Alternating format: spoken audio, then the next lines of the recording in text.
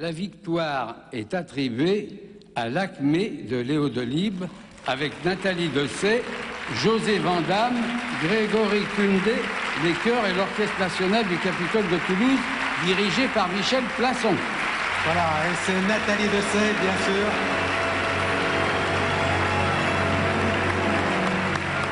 Je lui remets le trophée. Oui, vous remettez le trophée. Si vous voulez, allez-y.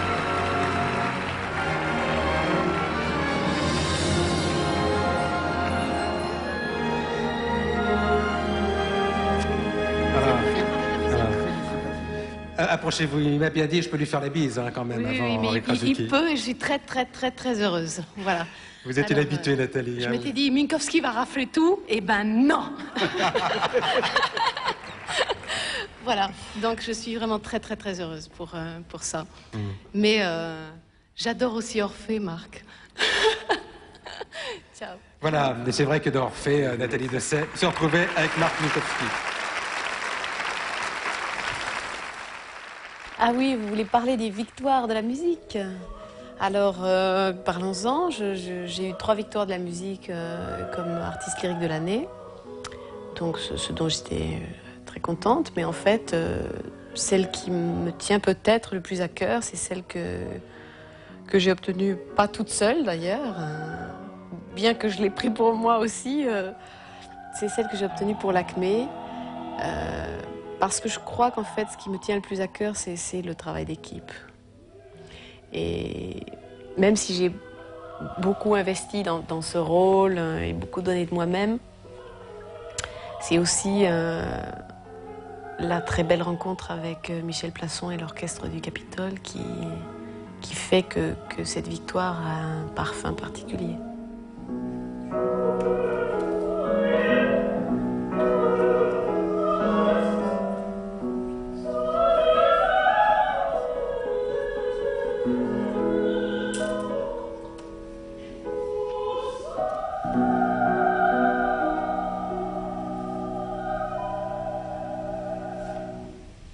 À midi, gigot d'agneau. Non. Non, c'est pas ça. Qu'est-ce que c'est? Non, c'est pour ce soir. Ah, c'est pour ce soir. Oh non. Parle pas sans ça. Ça va, bien, merci.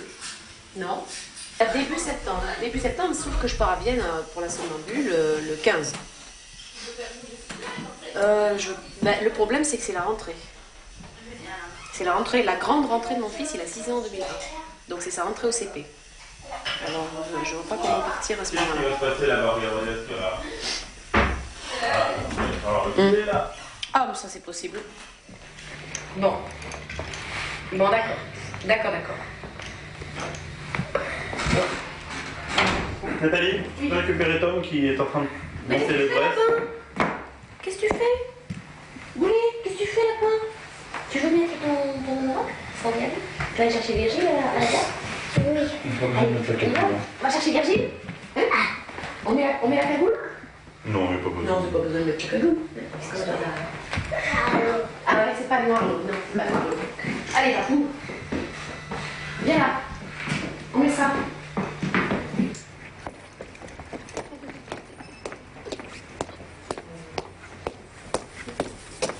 Loulou, viens ici, papa.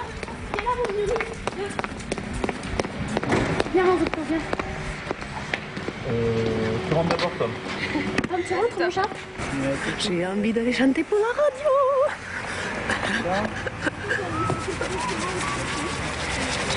Et en plus, je chante un truc en russe. Et la femme de la basse, elle est russe. J'ai travaillé avec elle, le rossignol. Enfin, je veux dire le rossignol de Stravinsky, parce que celui-là, c'est le rossignol de la Bief, et j'ai pas eu le temps de travailler avec elle, donc j'ai honte. On y va? Ouais.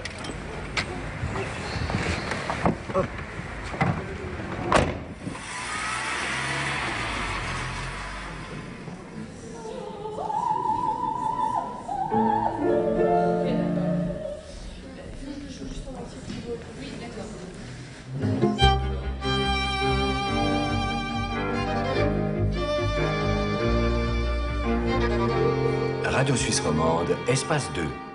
On va parler un petit peu avec Nathalie Dessay. Bonjour Nathalie Dessay. Bonjour. Alors c'est un plaisir de vous recevoir pour la 2e ou 3e fois, je crois ici, pas à Lausanne, mais enfin à cette émission de Carnet de notes. Et puis vous nous faites un grand cadeau, vraiment là, un beau cadeau de Noël, vous tous d'ailleurs, d'accepter de chanter.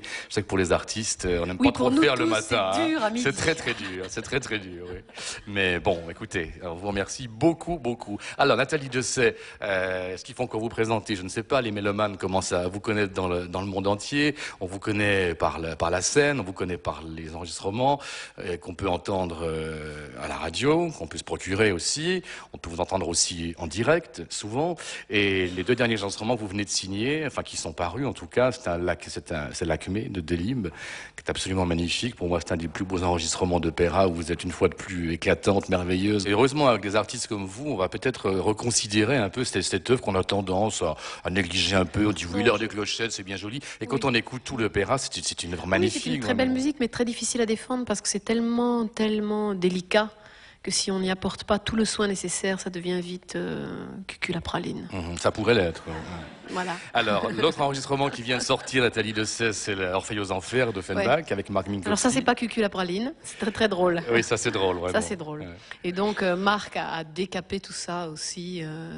Donc on a fait un spectacle qui était hyper drôle à Lyon. Qu'on a vu d'abord à Genève. Genève et ensuite. Oui. Mais à Genève, c'était pas moi. Non, c'était pas donc vous, malheureusement pour les jeunes voix. Non, mais c'était bien aussi, hein, mais j'aime beaucoup même. C'est bien, je voulais vous poser la question parce qu'on m'a dit, oui, Nathalie Dessay a chanté ça, mais elle va changer de répertoire. Elle aime pas du tout ça en fait. Elle aime pas l'opérette française. Non. Je dis que non, par exemple, Ciboulette, j'aime pas. Voilà. Mais Véronique, j'aime pas non plus. Non pas à cause de la musique, qui est très jolie, mais à cause du livret qui est idiot. Donc il y a des limites, quoi. Il y a des limites à l'idiotie des livrets. Et aussi au côté désuet des choses. Il y a des choses désuètes qui sont très sincères, qu'on peut retraduire d'une certaine façon, avec, comme disait Dominique, beaucoup de naïveté et beaucoup de sincérité. Mais il y a des choses, on peut pas pousser l'escarpolette, on peut plus. Je veux dire, on peut plus aujourd'hui. Et la musique, en plus, on sait plus ce que c'est qu'une escarpolette, mais en plus, tout ça, en ajoutant que la musique est vraiment très jolie. La musique de Messager est vraiment très jolie. Mais le texte, on peut plus aujourd'hui. Alors, pause musicale maintenant avec Nathalie Dessay qui va chanter une pièce qui était écrite pour elle, ou presque. Il s'agit du Rossignol de Alabief. On l'écoute accompagné au piano par Marie-Cécile Berthaud.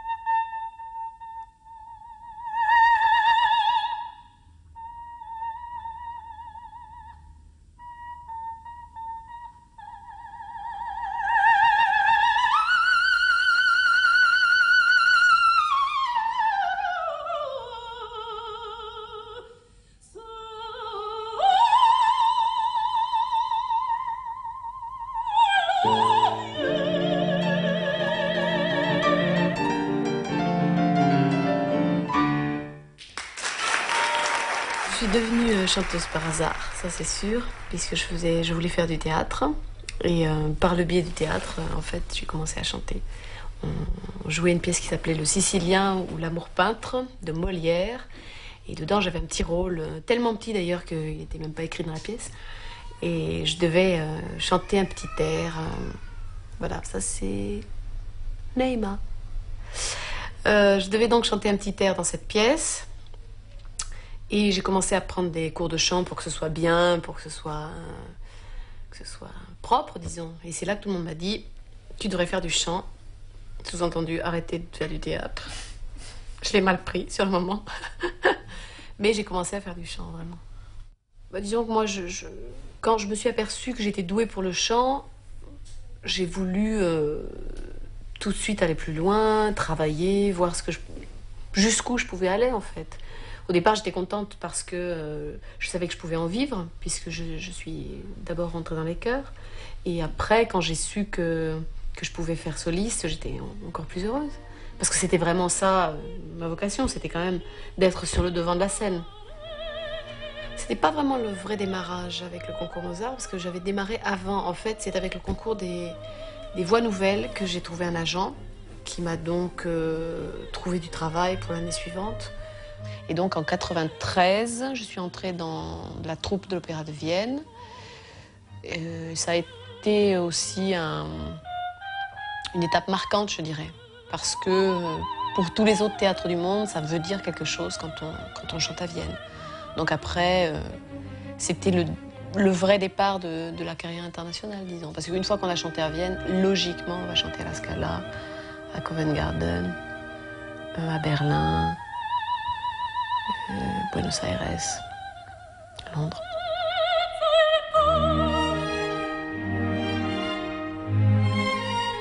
Tom, tu viens?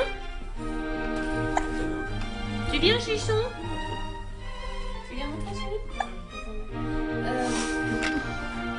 J'ai rencontré mon mari en 89, ça va bientôt faire 10 ans. Et voilà, il est chanteur aussi, et il a une très belle carrière de son côté. Donc effectivement, c'est pas très facile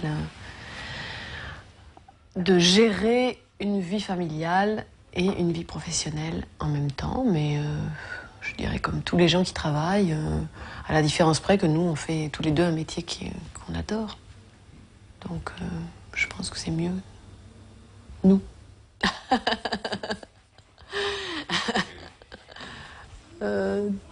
Oui, je me suis convertie au judaïsme il y a plusieurs années maintenant, parce que je voulais que nos enfants sachent où ils étaient.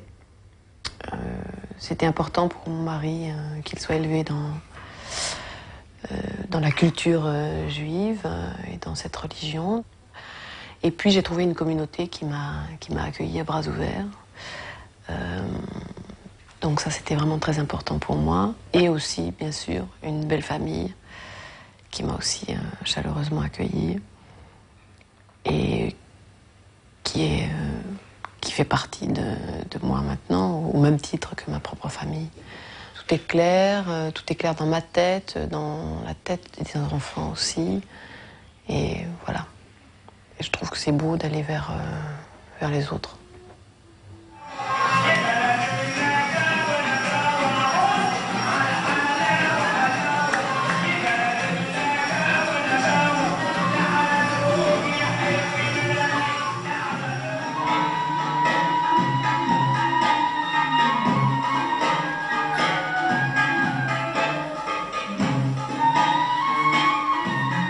Si j'avais été douée, je crois que j'aurais fait danseuse. Donc j'ai fait beaucoup de danse. Et à 33 ans, n'ayant rien fait pendant près de 15 ans, 10 ans physiquement, c'était pas possible de reprendre une activité comme ça, un peu dure, quoi. Ma belle-sœur en fait, c'est elle en fait qui m'a entraînée, c'est sa faute. Alors c'est pas que la danse orientale soit facile, pas du tout. Mais ça nécessite d'autres qualités que les autres types de danse. Mais bon, c'est pas tellement pour devenir danseuse orientale professionnelle. Bon. Quoique, j'ai 10 ans pour m'en convertir. Non, puis j'adore cette musique. J'ai toujours aimé la musique orientale, la musique d'Afrique du Nord. Les voix, le mélisme, ces grandes envolées lyriques en fait. Moi j'aime ça.